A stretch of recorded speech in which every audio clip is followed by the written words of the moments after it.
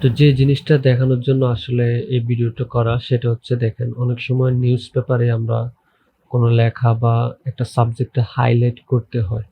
তো সেটা আসলে কিভাবে করব? তো আমি হচ্ছে এখানে বোঝানোর জন্য একটি নিউজ নিয়েছি যেটা Google থেকে ডাউনলোড করে নেওয়া। তো আমি এটাকে ১ম এ অ্যাডজাস্ট করে নিব এখান থেকে। তো এখন হচ্ছে আমার আগে শেপ নিতে হবে। তো এই জিনিসটা হচ্ছে এসেনশিয়াল গ্রাফিক্স থেকে এডিটে আসবো। দেন হচ্ছে এখানে যে কর্নারে একটা আইকন লেয়ার নামে এখান থেকে আমি রেক্টেঙ্গুলার নিব। দেন নিয়ে যাওয়ার পরে হচ্ছে আমার এই কালারটা আমি চেঞ্জ করে দিব। এখানে আমি এটা করে দিব ইয়েলো।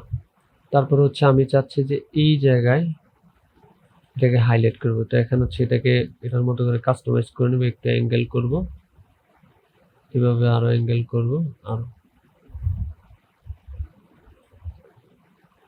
ওকে। তো এখানে কাস্টমাইজ করা হয়ে গেছে। তো এখন হচ্ছে এই জিনিসটা আমি সিলেক্ট করব। এখানে এসে সিলেক্ট দেন আমি যাব ইফেক্ট কন্ট্রোল থেকে আমার এখানে এসে এই যে অপাসিটি এই অপশনে গিয়ে আমাকে এটাকে মাল্টিপ্লাই করে দিতে হবে। তাহলে দেখেন জিনিসটা শো হচ্ছে। বা আপনি চাইলে আরো অনেক কিছু করতে পারেন, স্ক্রিন করতে পারেন অথবা এইভাবে আপনি জাস্ট দিয়ে দিয়ে দেখতে পারেন কোনটা কিভাবে হয়। বাট মাল্টিপ্লাই এর আউটপুটটা খুব ভালো আসে। তো আমি হচ্ছে এটাকে করব। তো আমি এখানে আরেকটু করে দিই, কমিয়ে নিই যাতে জাস্ট এই লেখাটা হাইলাইট হয়।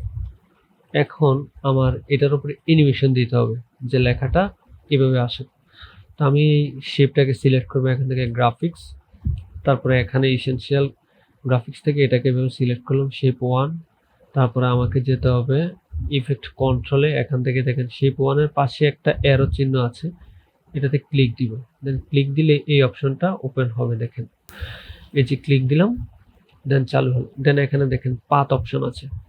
তো তার আগে হচ্ছে আমাকে দেখতে হবে এটা সিলেক্ট করা আছে কিনা, এই অবস্থায় আছে কিনা। দেন এই অবস্থায় থাকলে দেখেন এখানে পাথ থেকে আমি একটা কি ফ্রেম লাগিয়ে নিব। এই যে এখানে দেখেন অ্যানিমেশন বা টগল অ্যানিমেশন ঘড়ির মতো একটা জিনিস দেখাচ্ছে, এটার উপর আমি ক্লিক দিলাম। দেন একটা কি ফ্রেম লেগে গেল। দেন এটাকে একটু সামনে নিয়ে যাব।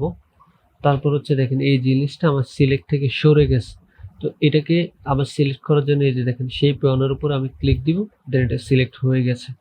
তারপর হচ্ছে আমি এই জিনিসটাকে এখান থেকে দৌড়ে একদম শেষে নিয়ে যাব। তাহলে জিনিসটা এই যে দেখেন এখানে অটোমেটিক একটা কি ফ্রেম অ্যাড হয়েছে। তাহলে জিনিসটা এই যে এইভাবে অ্যানিমেশন হয়ে আসতেছে। দেখেন আমি আরেকটু দিয়ে দিই। তো এবার আমি যদি দেখি শুরু থেকেই এই যে এটা হচ্ছে, এটা একটু বেশি স্লো হয়ে গেছে। এভাবে যদি দেই দ্য নিউজ পেপার, এইটা এভাবে হচ্ছে অ্যানিমেশন করা হয়। তো এভাবেই হচ্ছে মূলত যে কোনো লেখা বা যে কোনো নিউজকে হাইলাইট করা হয়।